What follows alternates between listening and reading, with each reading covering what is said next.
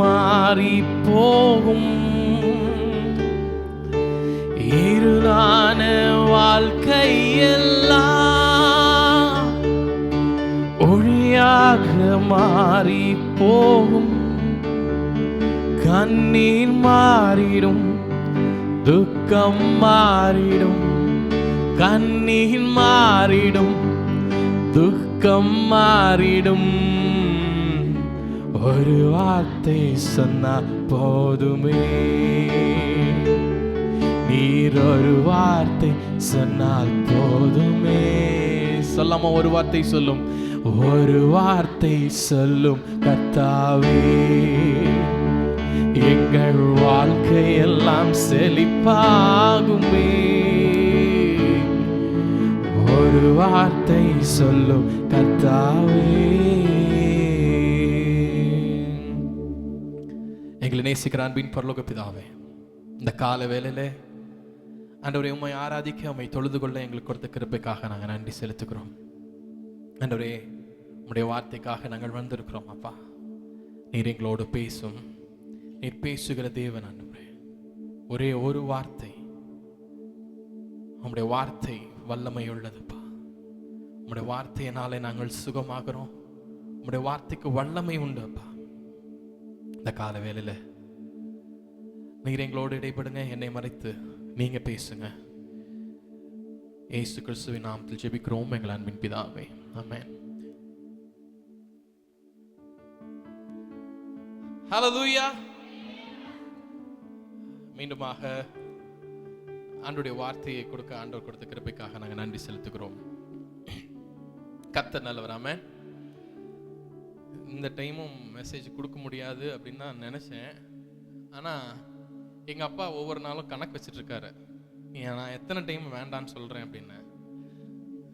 மறுபடியும் சொல்லிட்டேன் அப்படின்னா, ஏன்னா போன மாதமே கொடுக்க சொன்னாங்க. ஏதோ சம் ரீசன்னால கொடுக்க முடியல. இது 2வது டைம் அப்படின்னு சொல்லிட்டாங்க. டாடி இல்லை ரெடி அப்படின்னா, இல்லை எனக்கு தெரியும் 2வது டைம். இப்போ நான் சொன்னேன் அப்படின்னா மறுபடியும் இது 3வது டைம் ஆயிரும். நான் இல்லை, எனக்கு காய்ச்சல் இருந்தாலும் சரி ஆண்டவரே நான் எப்படியாவது பேசிடணும் அப்படின்னு. டாடி சொல்லி மெசேஜ் கொடுத்துரு அப்படின்னு சொன்னதுக்கப்புறம் அந்த அன்னைக்கு நைட்லேருந்தே காய்ச்சல். எனக்கு மெசேஜ் கொடுக்க சொன்னனால அப்படின்னு இல்லை, என்னன்னே தெரில. அன்னைக்கு சாயந்தரத்துலேருந்து பயங்கர காய்ச்சல். ஆனால் அது காலையில் அது அப்படியே போயிடுச்சு, அவ்வளோதான். அதுக்கப்புறம் அந்த காய்ச்சலுக்கான அறிகுறியே இல்லை.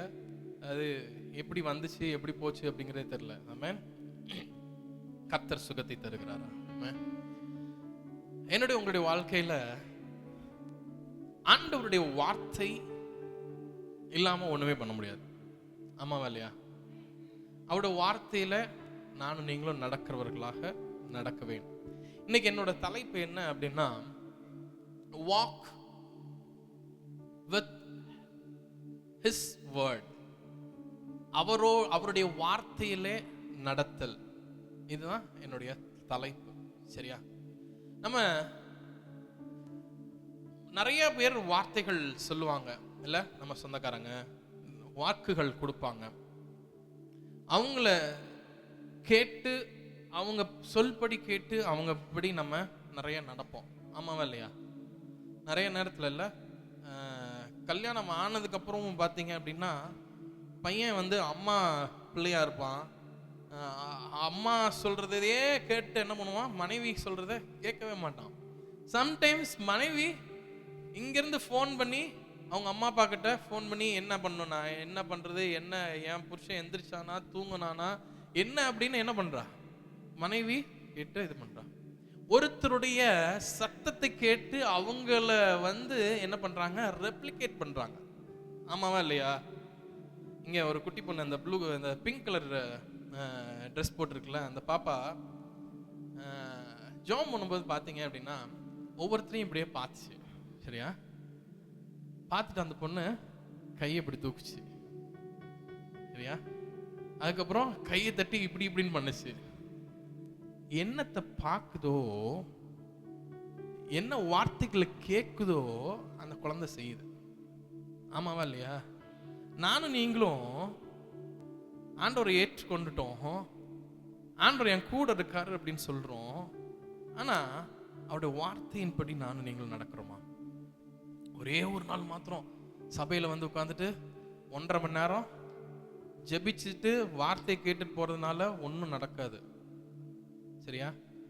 நம்ம ஒரு பாடி பில்டர், சரியா, ஜிம்முக்கெல்லாம் போய் நல்லா ஆரோக்கியமா 6 பேக்ஸ் நல்லா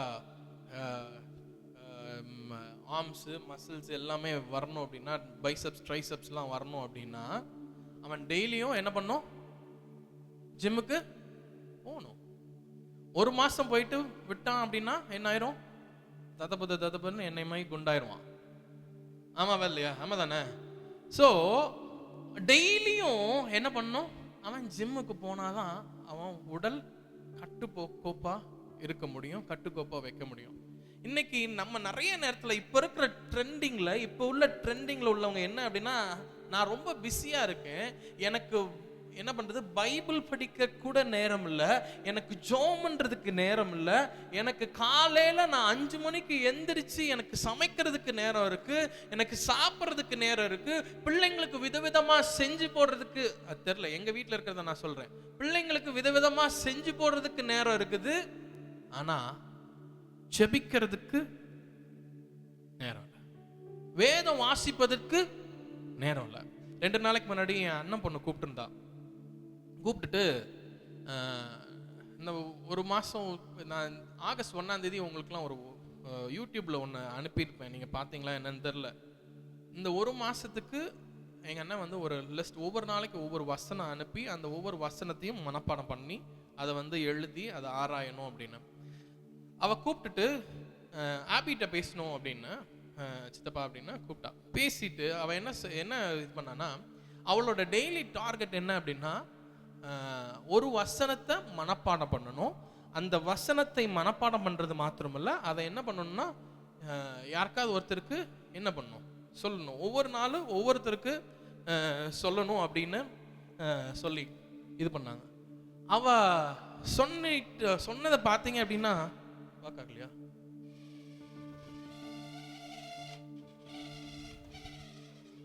ஸோ அவ சொல்லிட்டு அவ அதை எக்ஸ்பிளைன் பண்ணா பாருங்க. நான் லவுட் ஸ்பீக்கர்ல போட்டிருந்தேன், அவ எக்ஸ்பிளைன் பண்ணவங்க அழகா, மழலை குழந்தை அவ்வளோ அழகா அந்த வசனத்தை எக்ஸ்பிளைன் பண்றான். அந்த வசனத்தை தியானித்து அதை எழுதி மனப்பாடம் பண்ணி என் பெரிய பையன்கிட்ட அவன் எக்ஸ்பிளைன் பண்றான். எத்தனை பேர் நம்ம இன்னைக்கு அதை செய்யறோம்? வசனத்தை போற வழியில நிறைய பேர் கேலண்டர்ல அந்த நாளுக்குள்ள இதை குறிச்சு பார்த்துட்டு படிச்சுட்டு போயிடுறோம்ல. ஆண்டவருடைய வசனம், அவருடைய வார்த்தையில நடக்கிறது முக்கியமானது காரியம். இந்த கால வேளையில நானும் நீங்களும் ஆண்டவருடைய வார்த்தையின்படி நடக்கிறவர்களா இருக்கணும். முக்கியமா ஒண்ணு என்ன அப்படின்னா, தேங்கி நிற்கக்கூடிய அனுபவம் இருக்கக்கூடாது. குளம் குட்டையில தண்ணி தேங்கி நிற்கும்ல, நம்ம அப்படியே நடந்து போகிற ஆறுல தண்ணி அப்படியே ஓடும்ல, ஆண்டவரோடு அந்த ஓடுகிற அனுபவத்துல நானும் நீங்களும் இருக்கணும். ஆமென், ஹல்லேலூயா. நடக்கிற அவருடைய வசனத்திலே நடக்கிற அனுபவத்துல நானும் நீங்களும் இருக்கணும்.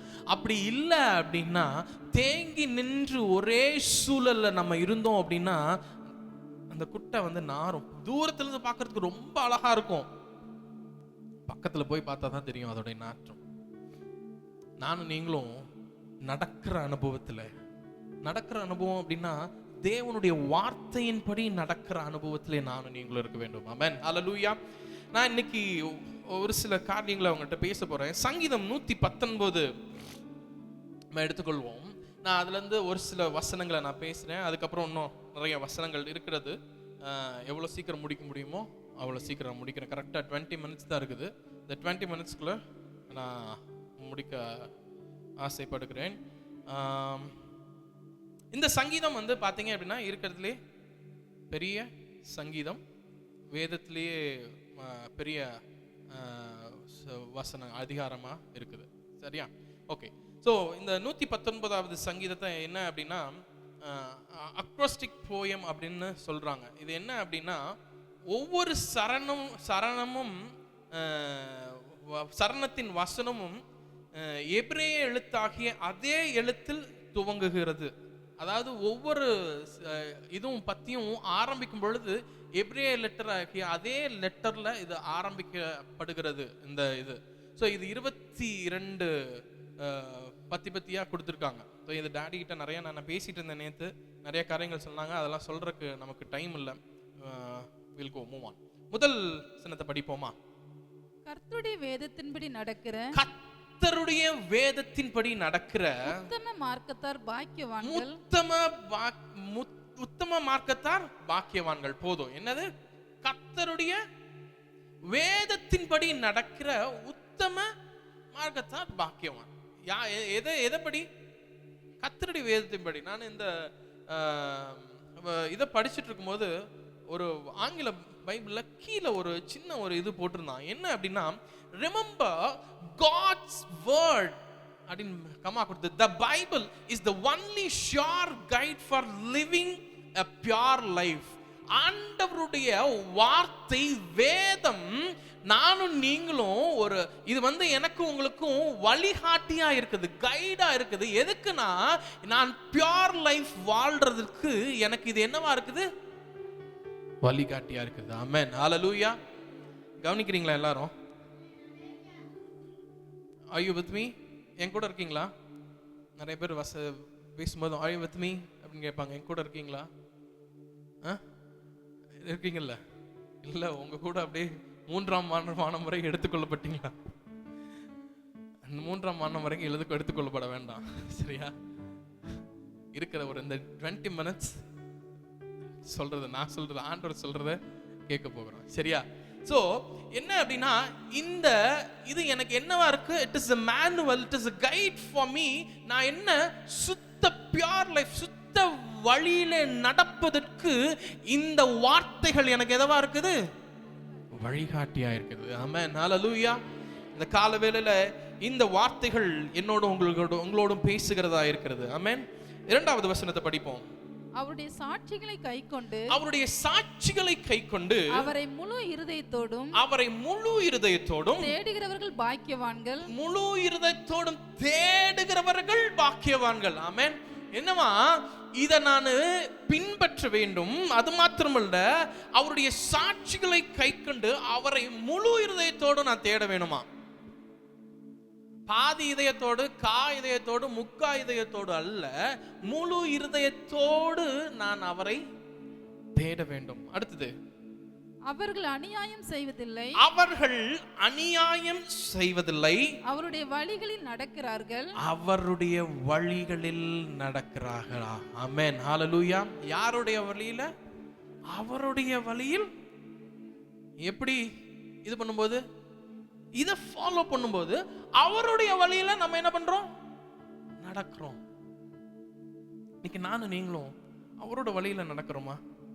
நம்மளே ஆராய்ந்து பார்க்கலாம். கொஞ்சம் ஏதாவது ஒன்று, ஏதாவது சின்ன இதாச்சு அப்படின்னா, நம்ம வேலை செய்கிற இடத்துல ஏதாவது ஒரு இதுனா டப்புன்னு போய் சொல்லிடுறோம், டப்புன்னு கோவப்பட்டுடுறோம், ஏதாவது ஒன்று நம்ம பண்ணிடுறோம்ல.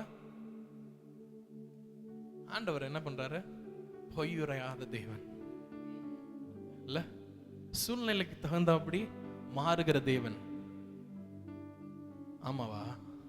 சூழ்நிலைக்கு தகுந்தாப்படி மாறுகிற தேவன் அல்ல. நானும் நீங்களும் தான் சூழ்நிலைக்கு தகுந்தாப்படி மாறிடுறோம். அவர் சூழ்நிலைக்கு தகுந்தாப்படி மாறுகிறது அல்ல, அவர் எப்பொழுதும் ஒரே நிலையில இருக்கிற தேவன். ஆமென், ஹalleluya. இந்த கால வேளையில அவர் என்னோடு உங்களோடு பேசுகிற தேவனா இருக்கிறார், அவர் நடத்துகிற தேவனா இருக்கிறார். நானும் நீங்களும் அவர் வழியிலே நடக்கிறவர்களா இருக்க வேண்டும். இப்போ ரீசெண்டா இது ஆங்கிலத்தில் பார்த்தீங்க அப்படின்னா, who walks in the law of Lord அப்படின்னு போட்டிருக்கு. இந்த ஃபர்ஸ்ட் வசனம் என்ன? law அப்படின்னா என்ன? சட்டம். ஓகே. ஒலிம்பிக்ஸ் 2024 இப்போ நடந்துட்டு இருக்குது. நம்ம இந்தியா தேசத்துல இருந்து ஒரு பெண், அவங்க பேர் என்ன, வினோஷ் போஹட் அப்படின்றவங்க கலந்துக்கிட்டாங்க. 50 கிலோ எடை பிரிவில் அவங்க மல்யுத்த பாக்ஸிங், ரெஸ்லிங்லாம் அவங்க கலந்துக்கிட்டாங்க. அவங்க எல்லா இதுலேயும் ஜெயிச்சிட்டாங்க. ஜெயிச்சதுக்கு அப்புறம் பார்த்தீங்க அப்படின்னா அவங்க 100 கிராம் எடை ஜாஸ்தியா இருக்குது அப்படின்னு அவங்கள ரிஜெக்ட் பண்ணிட்டாங்க. எத்தனை கிலோ, எத்தனை கிராம்? மொபைல் வெயிட் கூட கிடையாது, 100 கிராம் வெயிட் இருக்கு அப்படின்னு ரிஜெக்ட் பண்ணிட்டாங்க. என்ன அப்படின்னா, it is a law, 50 Khilona 50 kilo தான் இருக்கணும், அதுக்கு மேல அவங்க 1 கிராம் கூட இருக்கக்கூடாது அப்படின்னு. ஆனா அவங்க முன்னத்த நாள்ல வந்து அவங்களுக்கு 2 கிலோ அவங்க ஜாஸ்தியா இருந்திருக்காங்க. அந்த 2 கிலோவை அவங்க இறக்குறதுக்கு கீழே டவுன் பண்றதுக்கு அவங்க என்ன பண்றாங்கன்னா, சைக்கிளிங், எக்ஸசைஸ் பயங்கரமா அவங்க வந்து அவங்கள வந்து எக்ஸசைஸ் அவ்வளோ பண்ணியிருக்காங்க. அவ்வளோ பண்ணி 1 கிலோ 900 கிராம் தான் அவங்களால இறக்க முடிஞ்சுது.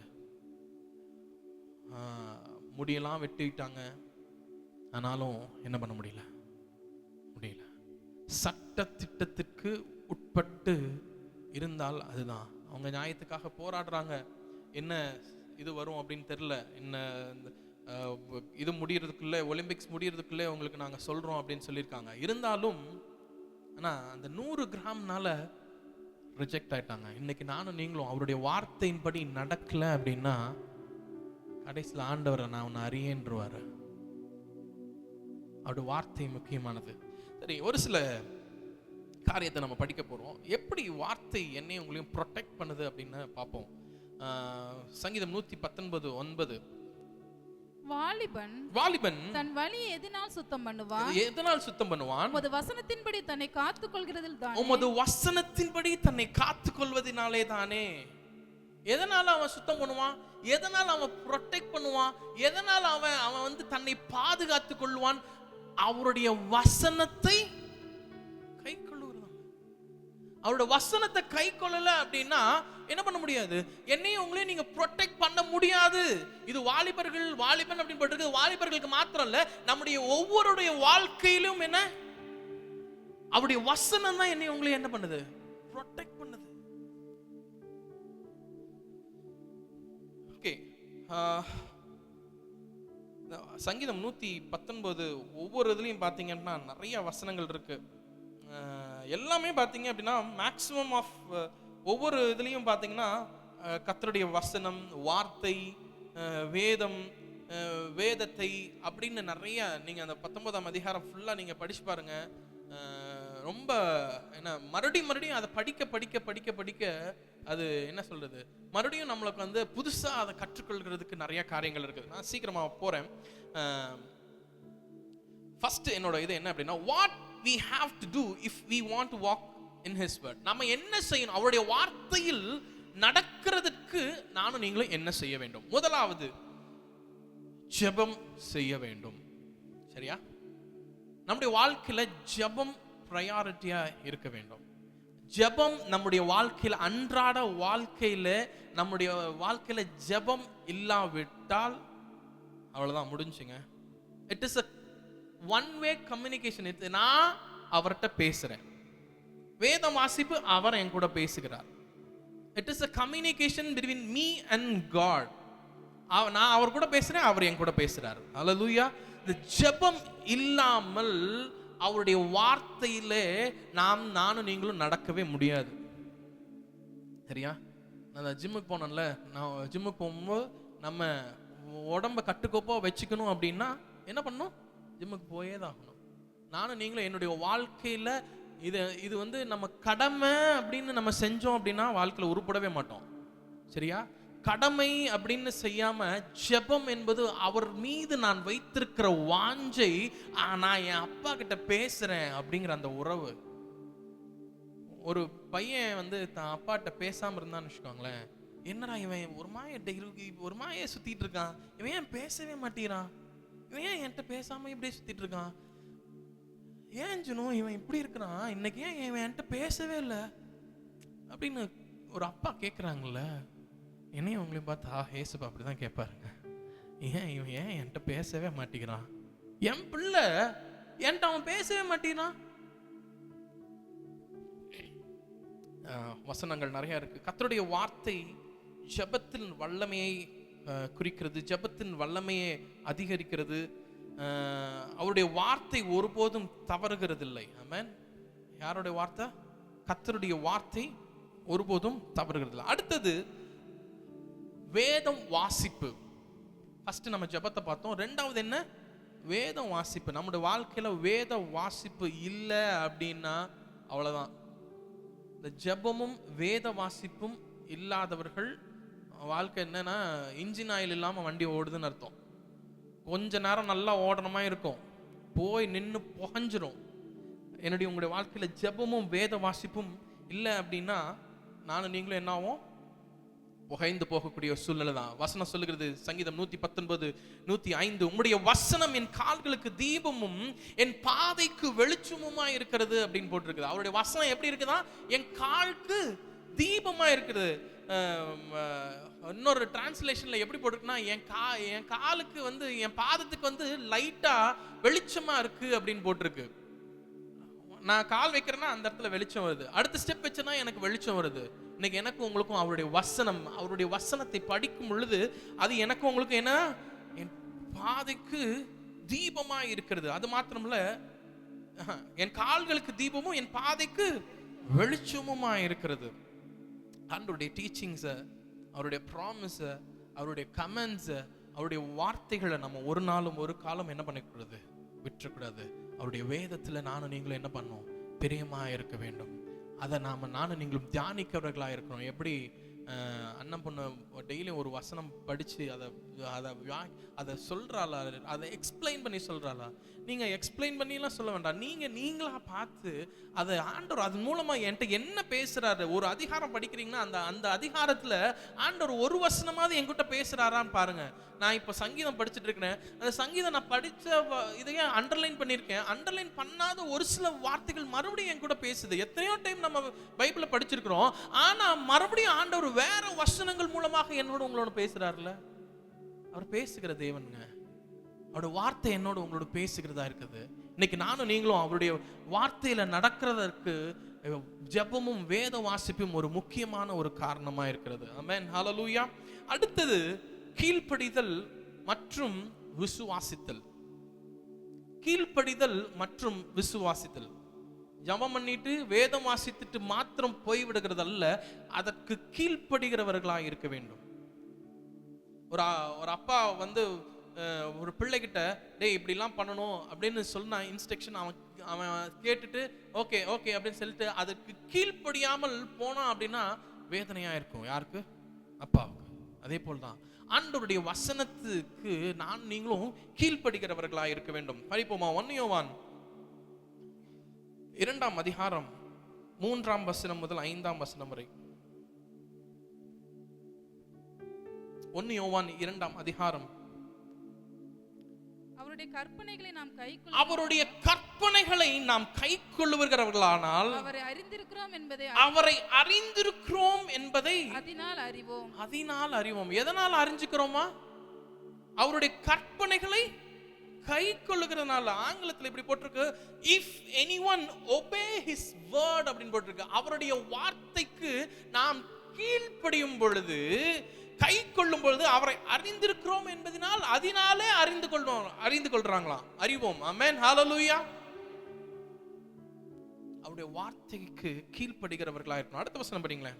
அவரை அறிந்திருக்கிறோம் என்று சொல்லியும் அவருடைய கற்பனைகளை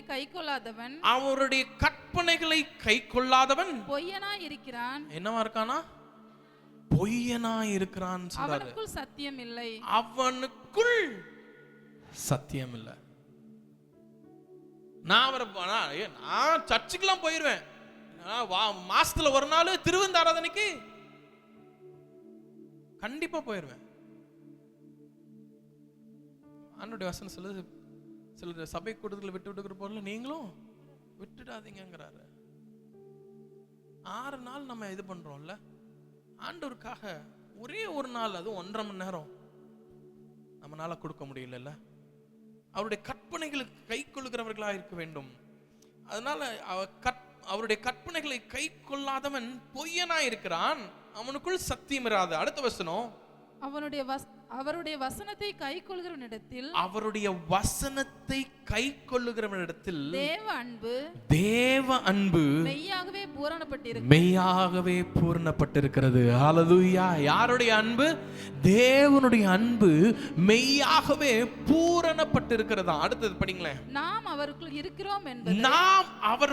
இருக்கிறோம் என்பதை அதனாலே அறிந்திருக்கிறோம். ஆமென். ஹல்லேலூயா. மேல என்ன பண்ணோம்? எதனால போய் அவன் கை கொள்ளாதனால பொய்யனா இருக்கிறான், அவனுக்குள் சத்தியம் இராது. ஆனா கீழே அவருடைய வசனத்தை கை கொள்ளுகிறவன் தேவ அன்பு மெய்யாக பூரணப்பட்டிருக்கும், நாம் அவருக்குள் இருக்கிறோம் என்று அதனாலே அறிவோம். ஆமென். அப்போ அவருடைய வசனத்தை கை கொள்ளுகிறதுனால பூரண அன்பு எனக்குள்ள இருக்கிறது. அதனால நான் என்ன பண்றேன்? நாம் அவருக்குள் இருக்கிறோம் என்பதை அதனாலே அறிந்திருக்கிறோம். இன்னைக்கு நானும் நீங்களும் அவருடைய வார்த்தையில நம்ம நிலைத்திருக்கிறோமா அப்படின்னு பார்ப்போம். 1 யோவான் 5:3 படிப்போமே.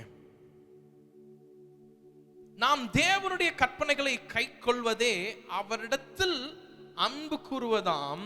அவருடைய கற்பனைகள் என்ன? பாரமானவைகள் அல்ல. என் 2வது பையனுக்கு படிக்கணும் அப்படின்னு சொல்லிட்டோம் அப்படின்னாலே மூஞ்சி அப்படியே மாறிடும். ஆனால் அவனை மாதிரி படிக்கவே முடியாது. 3 பிள்ளைங்களையும் பார்த்தீங்கன்னா அவன் நல்லா படிப்பான். ஆனால் படிக்கணும் அப்படின்னு சொல்லிட்டு ஐயோ அது எனக்கு கஷ்டம், 8 கொஸ்டின் கொடுத்துருக்காங்க, நான் எப்படி படிக்கிறது? அது பாரமாயிருது இல்லை? என்னுடைய உங்களுடைய வாழ்க்கையில பாரமா இருக்கக்கூடாதுங்க. என்ன படிங்களே ஒரு மறுபடியும். நாம் தேவனுடைய கற்பனைகளை கைக்கொள்வதே அவரிடத்தில் அன்பு கூறுவதாம். அவருடைய கற்பனைகள் பாரமானவைகளும் அல்ல. ஆமென். ஹல்லேலூயா. மறுபடியும் 1 யோவான் 2:6 இப்படியா சொல்லிருக்கான். அவருக்குள் நிலைத்திருக்கிறார் என்று சொல்லுகிறவன் அவர் நடந்தபடியே தானும் நடக்க வேண்டும். என்ன அவருக்குள் நிலைத்திருக்கிறேன் அப்படின்னு சொல்றவன் என்ன பண்ணுமா? அவர் நடந்ததில் தானும் நடக்க வேணும். அவர் நடந்ததுல நானும் நீங்களும் நடக்கிறோமா? இன்னைக்கு நம்ம எப்படி இருக்கிறோம்? நம்ம இந்த குட்டி புள்ள ஒருத்தங்களை பார்த்து எப்படி செஞ்சுச்சு, இன்னைக்கு நம்மளும் அதே தான். நாம் யார் கூட இருக்கிறோமோ அதை தான் நம்ம ரெப்ளிகேட் பண்றோம். சரியா? அடுத்த வசனம் அப்படிங்களா? 7வது வசனம். சகோதரரே, நான் உங்களுக்கு புதிய கற்பனையே அல்ல, ஆதி முதல் நீங்கள் பெற்றிருக்கிற பழைய கற்பனையை எழுதுகிறேன். அந்த பழைய கற்பனை நீங்கள் ஆதி முதல் கேட்டிருக்கிற வசனம் தானே. நீங்க ஆதி முதல் கேட்டிருக்கிற வசனம் தானே. இதுதானே. இதுலதான் புதுசா ஒரு கற்பனை நான் எழுதல அப்படிங்கிறாரு. ஆதி முதல் சொன்ன அதே கற்பனை தான். என்ன? அவருடைய வசனம் தான். நானும் நீங்களும் அதுக்கு ஒபே பண்ணணும். இன்னைக்கு நானும் நீங்களும் ஒபே பண்றவர்களா இருக்கிறோமா? ஜெபிக்கிறது இல்ல, வேதம் வாசிக்கிறது இல்ல, அவருடைய வசனத்துக்கு கீழ்ப்படுகிறது இல்ல. உலகத்தோடு போயிட்டோம் அப்படின்னா உலகத்தோடு ஒன்றிடுறோம். அது மறுபடியும் சபைக்கு வந்துட்டு சபையோடு ஒன்றிடுறோம். ஆத்துல ஒரு கால் சேத்துல ஒரு கால் தான் வச்சுட்டு இருக்கோம். அவருடைய வசனத்திற்கு கீழ்ப்படுகிறவர்களா நானும் நீங்களும் இருக்கிறோமா? இன்னைக்கு நானும் நீங்களும் நம்மளை ஆராய்ந்து பார்க்கிறவர்களா இருக்கிறோம். ஆண்டவருடைய வசனத்துக்கு நாம் கீழ்ப்படுகிறவர்களா இருக்கிறோமா அப்படின்னு. அடுத்தது ஃபெலோஷிப். 4வது, என்னுடைய உங்களுடைய உறவு யாரிடத்தில் உள்ளது? ஆண்டவரிடத்தில் உள்ளதா, இல்ல உலக பிரகாரமான மக்களிடத்தில் உள்ளதா, இல்ல தேவனுடைய பிள்ளைகளிடத்தில் உள்ளதா? எப்படி அப்படிங்கிறது இன்னைக்கு நம்ம ஆராய்ந்து பார்க்கிறவர்களா இருக்கணும். இந்த ஃபெலோஷிப் அப்படிங்கிறது சபை கூடுதல், சபையில தான் மீட்டிங் வச்சா, ஹவுஸ் பிரேயர்ஸ், உபவாச ஜெபம், இந்த மாதிரி நிறைய காரியங்கள். இது நாங்க வாலிப பிள்ளைங்களுக்கு அடிக்கடி சொல்றது என்ன அப்படின்னா, உங்களுடைய ஃபெலோஷிப் நல்ல நண்பர்கள் கூட இருக்கட்டும், அதுவும் அந்த நல்ல நண்பர்கள் ஆண்டவரை அறிந்தவர்களாக இருக்கட்டும் அப்படின்னு நாங்க சொல்லுவோம். ஏன் அப்படின்னா, ஈஸியா என்ன இன்ஃப்ளூயன்ஸ் பண்ணிடுவான். என் கூடயே ஒருத்தன் இருந்து அவன் பேசிட்டே இருந்தான்னு வச்சுக்கோங்களேன், அவன் பேசிட்டு இருக்கிறதுக்கு நானும் என்ன பண்ணிடுவேன்? ஒத்து போயிடுவேன். கொஞ்ச நேரத்துல அவமாயே நானும் பிஹேவ் பண்ண ஆரம்பிச்சிருவேன். நீங்க கொஞ்ச நேரம் யார்ட்டையாவது அரசியல் பேசுகிறவர்கள்ட்ட பேசி பாருங்க, நம்ம அரசியல் சூழ்நிலையான யோசிக்க ஆரம்பிச்சிருவோம். அதே விளையாட்டு வீரர்கள், விளையாட்டை பத்தி நம்ம பார்த்தோம் அப்படின்னா, விளையாட்டு காரியங்கள்ல நம்ம என்ன பண்ணிடுவோம், நம்மளுடைய சிந்தை அப்படியே மாறிடும். நம்முடைய சிந்தை யாரோட நம்மளுடைய ஃபெல்லோஷிப் இருக்குதோ அவர்களோட தான் நம்ம என்ன ஆகுது, இணைந்து இருக்கிறோம். இன்னைக்கு என்னுடைய உங்களுடைய நட்பு ஆண்டவருடைய பிள்ளைகளோடு கூட சேர்ந்து இருக்கிறதா? ஆண்டவருடைய பிள்ளைகளோடு கூட சேர்ந்து இருக்கும் பொழுது என்னுடைய சிந்தை பரிசுத்த சிந்தையா இருக்கிறது. ஏன் இதைத்தான் நாங்க வாலிபர்கிட்ட சொல்றோம், டே நீ மற்ற பசங்க கூட போய் நீங்க மிக்ஸ் ஆகும்போது அவன் தேவையில்லாத வார்த்தைகளை பேசுவான், தேவையில்லாத காரியங்களை யோசிக்கிறதுக்கு அவன் தூண்டுவான். அது உன்னை இன்னும் என்ன ஆகும், பாவ வழிக்குள்ள கூட்டி செல்றதுக்கு போகும். என்னுடைய நட்பு, என்னோட ஃபெல்லோஷிப், நல்ல ஃபெல்லோஷிப், நல்ல மக்களோடு உறவு இருக்கிறதா? இல்ல நான் யாரு கூடயும் பழகவே மாட்டேன், நான் தனிமையில தான் இருக்கிறேன்னா, அதுவும் தப்பு. தனியா ஒரு இடத்துல இருந்துட்டே இருந்தோம் அப்படின்னா யார்கிட்டையும் பேச மாட்டாங்க, அதுவும் தப்பு. உலக காரியங்களை அறிந்து கொள்ளாமையே போயிடுவாங்க. உங்களுடைய ரிலேஷன்ஷிப் எப்படி இருக்கு? 4 காரியத்தை பார்த்தோம்.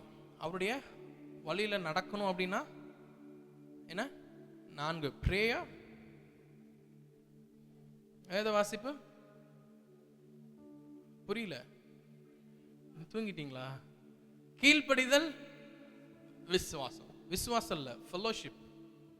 ஓகே, விசுவாசம் அந்த இதோட சேர்ந்து கீழ்ப்படிதல் மற்றும் ஆண்டவரோட விசுவாசம் வைத்தல். ஓகே, அடுத்தது என்ன அப்படின்னா, what we will do, what we have to do if we want to walk with God.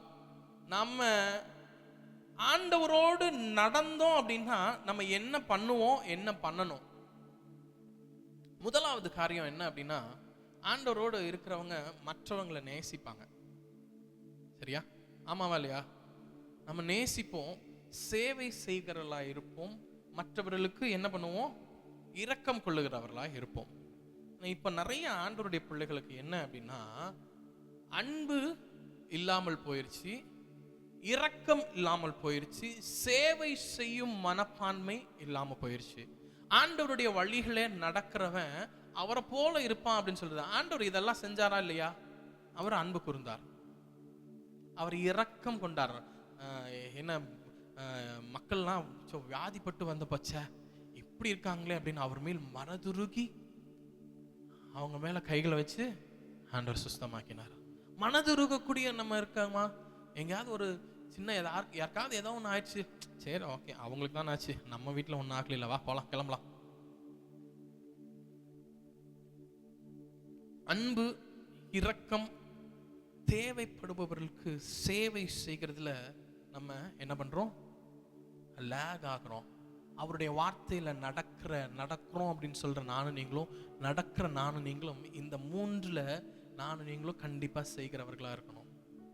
ஒரு வசனம் சொல்லுது, நீதிமொழிகள் 19:17, ஏழைக்கு இறங்குறவன் கர்த்தருக்கு கடன் கொடுக்கிறான். ஏழைக்கு இறங்குகிறவன் அவருக்கே கடன் கொடுக்கிறானா? அடுத்தது எனக்கு இன்னும் இதா இருந்துச்சு, அவன் கொடுத்ததை அவர் திரும்ப கொடுப்பாராம். நம்ம என்னைக்காவது செஞ்சத நம்ம மறந்துருப்போம், ஆனா அது வேற ஏதாவது ஒரு மூலமாக ஆண்டவர் எனக்கு உங்களுக்கு செய்வார். சரியா? ஏழைக்கு இறங்குகிறவன் கர்த்தருக்கு கடன் கொடுக்கிறான், அவன் கொடுத்ததை அவர் திரும்ப கொடுக்கிற தேவன்.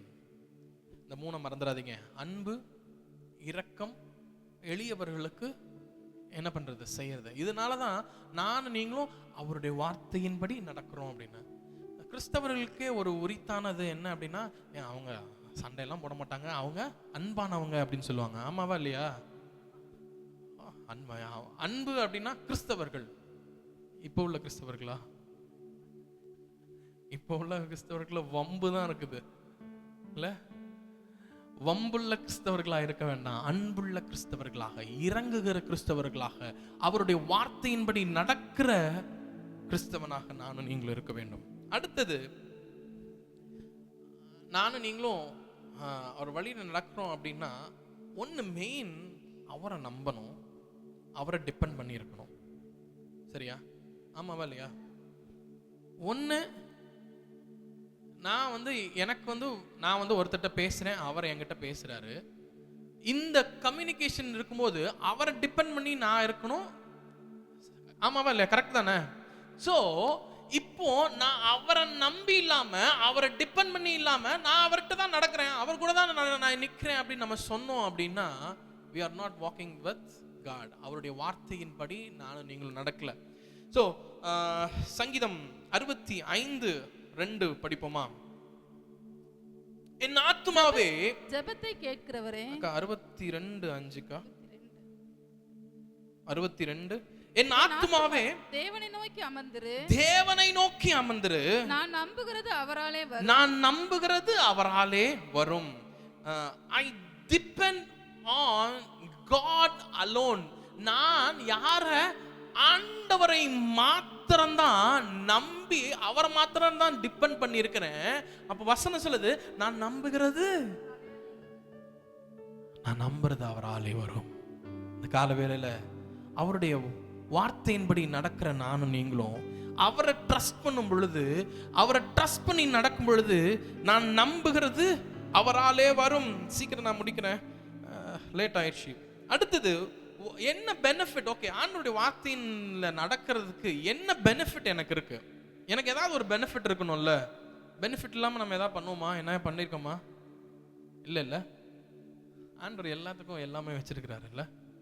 என்ன பெனிஃபிட் அவருடைய வார்த்தையில் நடக்கிறதுக்கு? முதல்ல ஆண்டவர் சமாதானத்தை தருகிறார். அவரை நம்பி இருக்கிற எனக்கும் உங்களுக்கும் வசனம் நம்ம படிக்க வேண்டாம். சங்கீதம் 119 165 மிகுந்த சமாதானம் உண்டு. அதாவது உம்முடைய வேதத்தை நேசிக்கிறவனுக்கு மிகுந்த சமாதானம் உண்டு, அவனுக்கு இடரல் இல்லை அப்படின்னு போட்டிருக்கு. என்ன?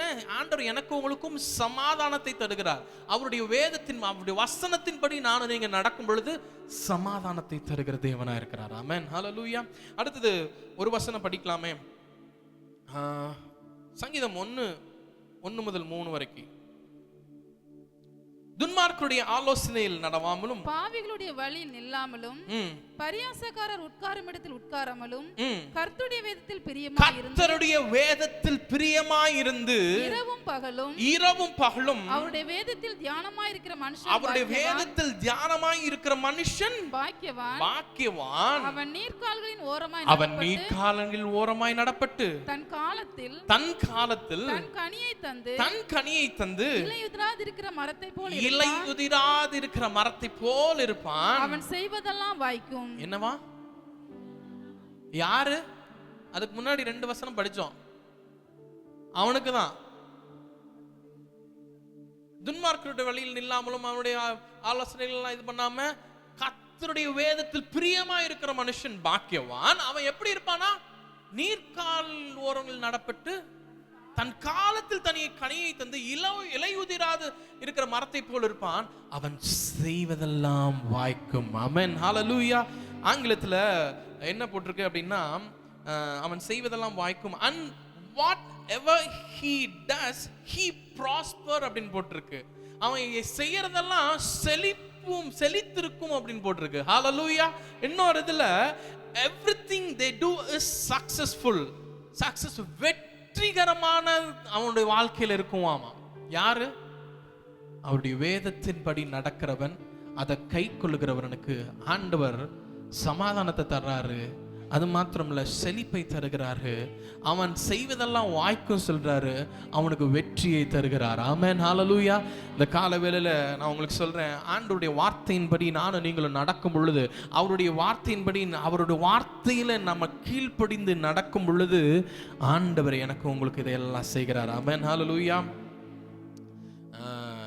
எலியா ஆண்டவர் சொல்றாரு, நீ போய் என்ன பண்ணு, அந்த பெண்ணிடத்துல சொல்லி பானைய என்ன பண்ண சொல்றாரு?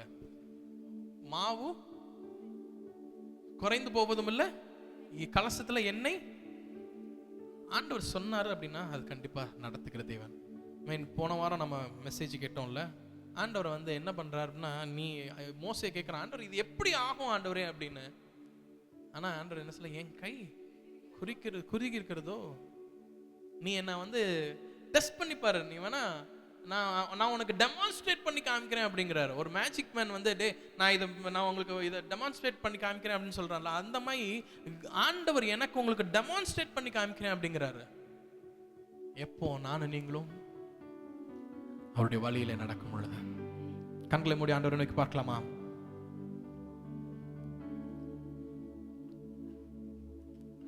அவருடைய வார்த்தையில நடக்கும் பொழுது, அவருடைய வார்த்தையில நிலைத்திருக்கும் பொழுது, ஜெபம், வேதம் வாசிப்பு, கீழ்ப்படிதல், ஃபெலோஷிப், இந்த நான்கும் அவருடைய வார்த்தையில நம்ம நிலைத்திருப்பதற்கு எனக்கு உங்களுக்கும் உதவுது. அவருடைய வார்த்தையில நிலைத்திருக்கிறேன்னு சொல்ற நானும் நீங்களும் மற்றவர்களை அன்பு கூறுகிறோமா? இரக்கம் மற்றும் சேவை செய்கிறவர்களா இருக்கிறோமா? ஆண்டவரை நம்புறோமா? அவரை டிபெண்ட் பண்ணி நீங்க தான்ப்பா எல்லாம் அப்படின்னு நம்ம இருக்கிறோமா?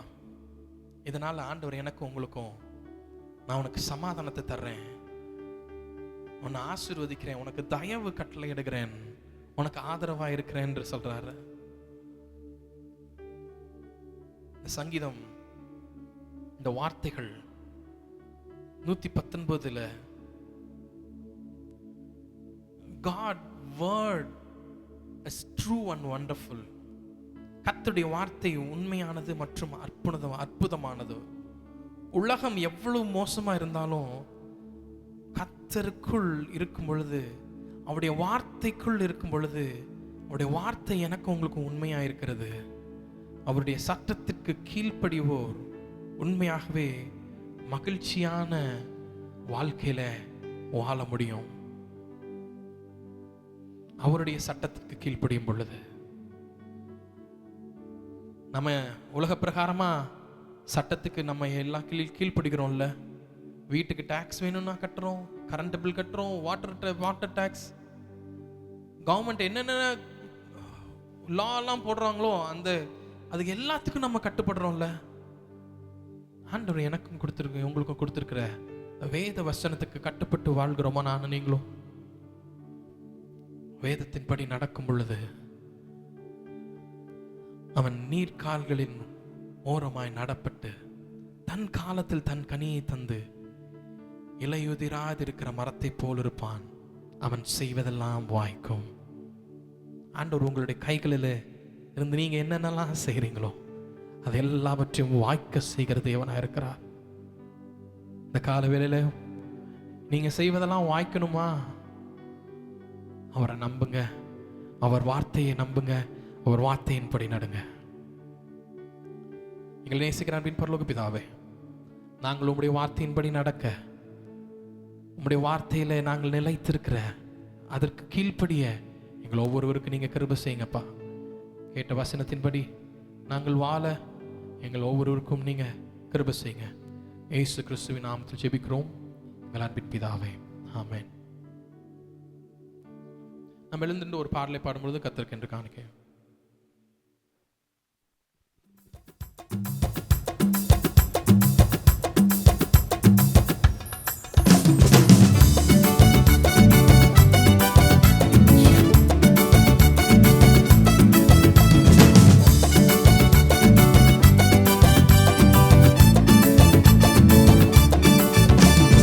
ஒரு வார்த்தை சொல்லும் கர்த்தாவே, எங்கள் வார்த்தை எல்லாம் செழிப்பாகுமே. ஒரு வார்த்தை சொல்லும் கர்த்தாவே, எங்கள் வாழ்க்கை எல்லாம் செழிப்பாகுமே. வார்த்தையிலே சுகம், வார்த்தையிலே மருந்து, வார்த்தையிலே எல்லா சந்தோஷம். வார்த்தையிலே சுகம், வார்த்தையிலே மதுரம், வார்த்தையிலே எல்லா சந்தோஷம். மாறாவின் தண்ணீரெல்லாம் மதுரமாக மாறி போகும். மாறாவின் தண்ணீரெல்லாம் மதுரமாக மாறி போகும். கண்ணீர் மாறிடும், துக்கம் மாறிடும், கண்ணீர் மாறிடும், துக்கம் மாறிடும். ஒரு வார்த்தை சொன்னால் போதுமே, நீர் ஒரு வார்த்தை சொன்னால் போதுமே. ஒரு வார்த்தை சொல்லும் கர்த்தாவே, எங்கள் வாழ்க்கை எல்லாம் செழிப்பாகுமே. ஒரு வார்த்தை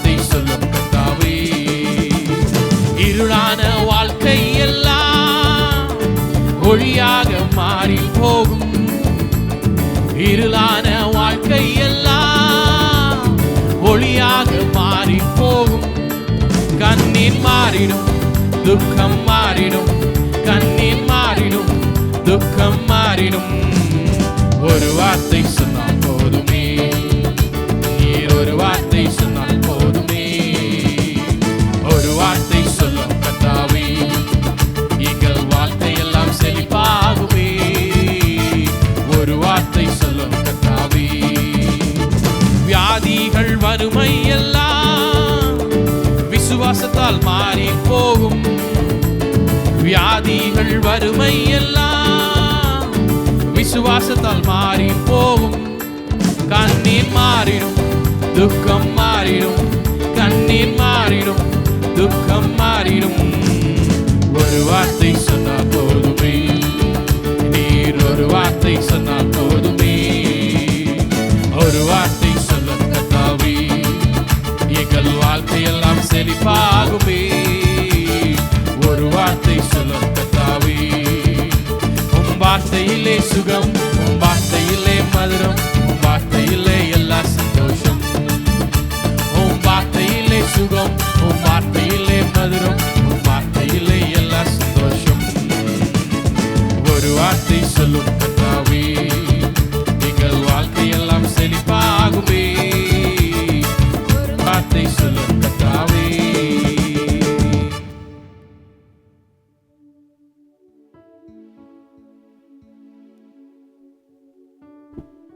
பரிசுத்தமுள்ள எங்கள் அன்பின் பிதாவே, இந்த ஆசீர்வதிக்கப்பட்ட நல்ல அருமையான மனமகிழ்ச்சியான ஆராதனை நாளிலே நாங்கள் உம்மை ஆராதிக்கும்படியாக, தொழுது கொள்ளும்படியாக நீர் கொடுத்த நல்ல கிருபைக்காக நன்றியோடு கூட உம்மை துதிக்கிறோம், உம்மை ஸ்தோத்தரிக்கிறோம்.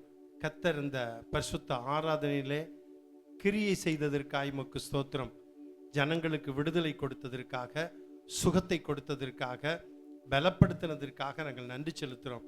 கர்த்தர் ஒவ்வொரு ஞாயிற்றுக்கிழமை ஆராதனையிலையும் எங்களோடு கூட இருந்து எங்கள் சபை ஆராதனையிலே ஆண்டவரே எங்கள் மத்தியிலே வந்து அற்புதங்களை செய்வதற்காக ஸ்தோத்திரம்.